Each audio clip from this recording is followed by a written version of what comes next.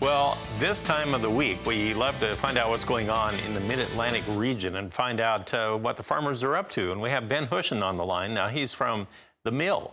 That's in Whitehall, Maryland. And Ben, I imagine this time of year, if conditions will allow, I imagine farmers are getting ready for planting out there. They are. Good morning, Marlin. We had an inch and a half of rain roll through here, Thursday, and then had some more come through on Sunday. So conditions have been pretty iffy. I know Saturday a lot of farmers were trying to spread fertilizer, a little too wet. Sent for the viewers, sent a video in this morning of a couple fellas in line early to get fertilizer out. This community is definitely greened up. Things are starting to turn, but I think Tim Ross probably just finished telling everybody there's another rainstorm on the way for tomorrow. What is the most popular fertilizer choice in that part of the country there? So that's an interesting question. Pretty much, it's a rare occasion that somebody comes in and asks for an analysis. It's all based on soil test. So literally, almost every time the same farmer comes in or calls in for another order, they're calling it in by field number now and number of acres.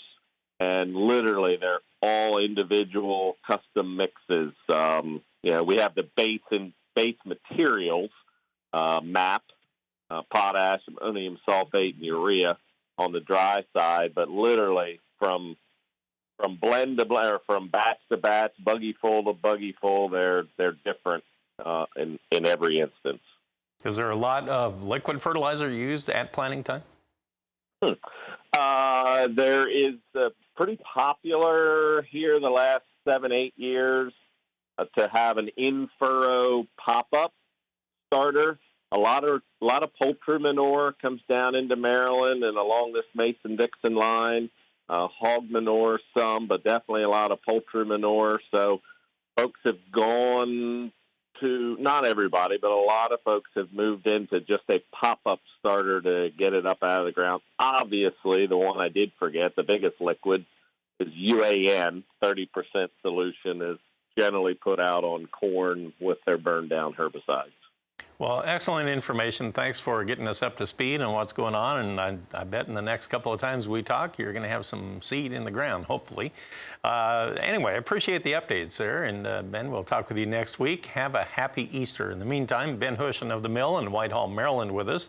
And let's take another look at what the grain markets are doing after the open this morning. Corn market really getting weaker here. May down 4 1/4 cents at 542.5. December down a nickel now. With our quotes provided by Bar Chart, we have May soybeans down 6 1/2 at 13.86.5. November back under $12 at 11.99 now. That's down 5 1/2 cents. In the wheat market in Chicago, we'll go with July. It's down 5 1/2 cents at 606.5 per bushel. Kansas City July wheat is now trading at 571 1/4. That's down 4 1/4 cents. Spring wheat in Minneapolis has July down 5 cents at 615.5. In the cotton trade, the July contract now quoted at 82.14 cents per pound, and that is up 54 points right now. That's a look at our grain markets. We'll come back and talk about our livestock trade on the other side of these messages. Come on back.